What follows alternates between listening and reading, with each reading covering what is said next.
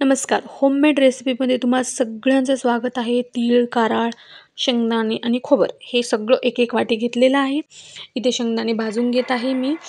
भाजून झाले आहेत, एका प्लेटात काढून घेतले आहे. त्यानंतर तीळ व्यवस्थित भाजून घेत आहे. त्यानंतर मग ह्याला थंड होण्यासाठी एका प्लेटात ठेवले आहे आणि त्यानंतर कारळ भाजून घेत आहे. इथे व्यवस्थित सगळं भाजून घ्यायचं. मग खोबरला पण व्यवस्थित असं भाजून घेत आहे. व्यवस्थित असं भाजून घेतले आहे. आता हे मिक्सरच्या भांड्यामध्ये टाकून घेऊन याचे व्यवस्थित अशी पेस्ट तयार करून घ्यायची. कारळ घेतले आहे काढून. आता शेंगदाणे घेत आहे.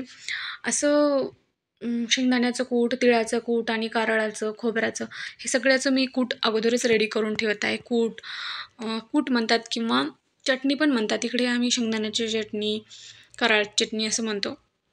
तुम्ही काय म्हणता मला कमेंटमध्ये नक्की कळवा. आणि मी इथे डबे व्यवस्थित अगोदरच धुवून घेतले होते आणि मग हे एक एक करून डब्यामध्ये भरत आहे.